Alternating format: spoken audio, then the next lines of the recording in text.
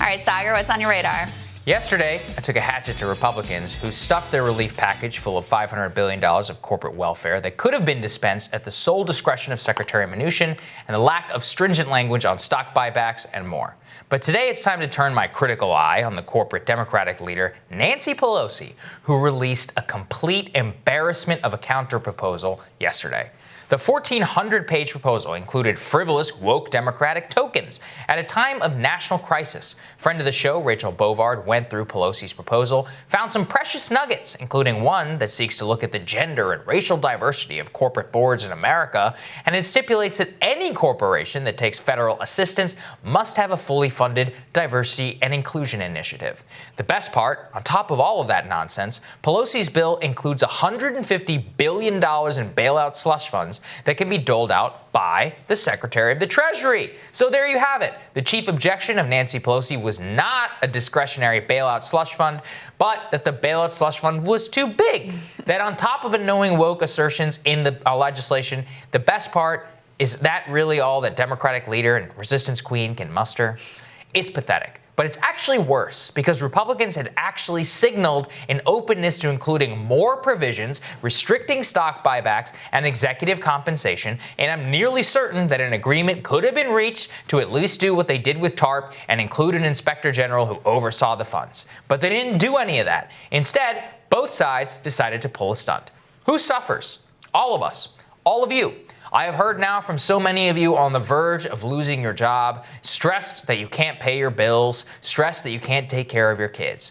And it kills me to hear your pain at the same time watch the Democratic and Republican leadership squabble over this complete BS when they at least agree on $1,200 payments and payroll payments to small businesses.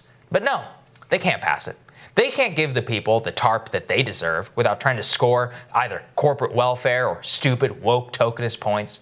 That is the ultimate abdication of Washington leadership. It's the ultimate demonstration that the Congress does not work for us and is basically captured by the interests of rich people on both sides of the aisle. And not to sound like a broken record, but it looks like we have no choice but to get radical for a generation. I'm not really sure that we have a choice after this demonstration. They failed us. Do you really have faith that they'll be able to pass follow-on payments if they're needed? That they're going to be able to stave people off from despair when bills come due or business can't stay afloat? I certainly don't. The unemployment rate in this country could hit 30%. That is literally worse than the Great Depression. And worst of all, we can't really count on anyone right now. It's not like the Democratic nominee is awe-inspiring, and it's not like private business is stepping up. Our so-called best and brightest in private industry can't manufacture enough masks to keep our doctors safe. Our best and brightest in biotech, they haven't led the way on creating coronavirus rapid tests, while I'm sure that stuff like diet pills have never been more sophisticated. We have become a sclerotic and a rotten society, incapable of producing anything of actual worse for the average American, and worst of all, we have no heroes anymore. The entire crisis has revealed who we take care of in a time of crisis, what our vulnerabilities are, and whether that we are special as a nation. Mm-hmm. And that's what really terrifies me, Crystal, is there's no hope looking around. It's not like private industry is stepping up. Like I said, there's no tests. It's not like we're able to even have the domestic capacity of manufacturing the very basic things that we need. Can't even pass a $1,200 payment. I mean, the most basic thing, right? We can't even pass a basic payment that the Congress has. And this is what they decide to squabble over. It was literally like, it was a grab bag on the Republican side, the corporate stuff that they wanted for a long time. It was a grab bag on the Democratic side. And the best part was she was including some stuff in there, and because I spend time with the left, I know that they don't even believe, like, Republicans were like, Pelosi's trying to push the Green New Deal through, and I was like, guys, if you knew what Pelosi was all about, she's done it before the Green New Deal. This is really just like corporate green, like papering over of what her policy is. So ultimately, like, who does it benefit, right? It all benefits the wealthy. It doesn't benefit any of the people. Yeah, that's right. And Republicans, meanwhile, like trying to push through Planned Parenthood defunding provisions. Not now. Failure at literally every single level. And meanwhile, you have Donald Trump, who won't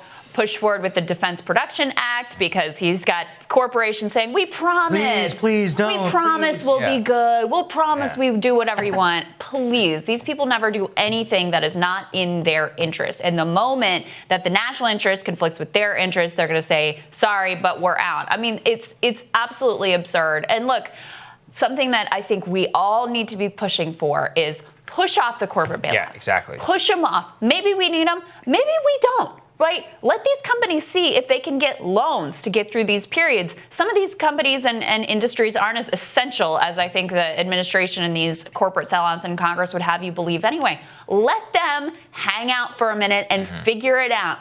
Pass the worker and small business provisions now. Do it now and not load it up with all these lobbyist bills. I mean, we have lobbyists telling reporters, oh, when it's a crisis, that's when we go to work. That's when we get all of our goodies stuck in these massive bills that nobody has time to actually go through and figure out what they've given away before it's already a done deal. Put all that aside. Make it simple and straightforward. People get paid. Small businesses have their payrolls backed up so that workers can stay on payrolls if they have jobs as much as possible. This should not be hard. There is some agreement, at least out there with the population, and it's insane to let that aid that is desperately needed now to get hung up on these corporate bailout provisions. It's absurd and disgusting and horrifying. And I shouldn't be shocked, but I still am. I still am shocked because it's at a time when people need them the most. And what I really realized is that both of them are tying the corporate welfare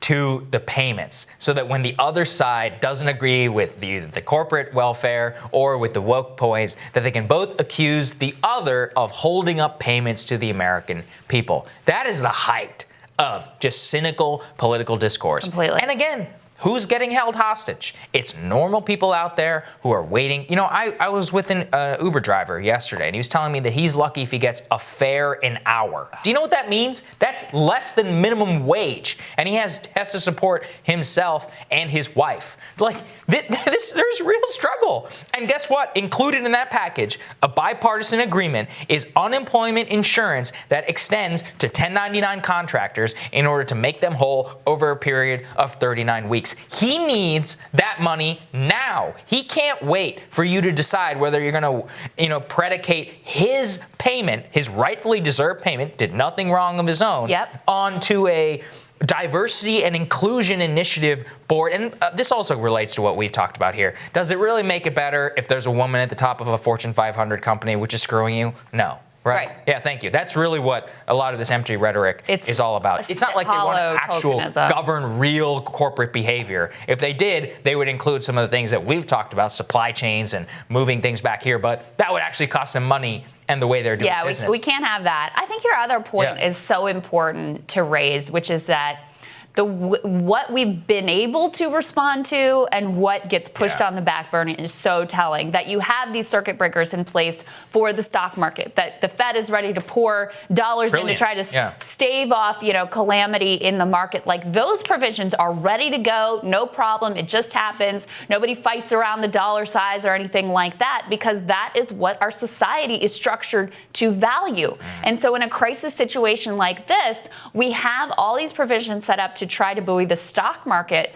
but individual people are left high and dry. It's also taken as like an automatic that we're going to bail out these industries. No one is even really saying, wait a second, none of these politicians anyway are even saying, wait a second, do we really need to bail out these companies? Like, can't they get loans if this is a temporary short-term thing? Can't they get low interest loans, be able to get through this period? They are like not the highest priority at all through all of this. Sure, let's provide them some incentives to keep people on the payrolls because that helps ordinary workers. But the idea that they need a wholesale bailout, most of which is probably going to benefit their shareholders more than anyone else, I think we need to really question that. So push that off. Yes. Push that off. Let's have that debate. Let's see what provisions make sense. But we need to do this relief right now. It cannot wait. And that's what can't stress this enough, which is that every day we lose hundreds of millions of dollars in wages and other things that need to be going towards people who have bills to pay. I mean, at this point,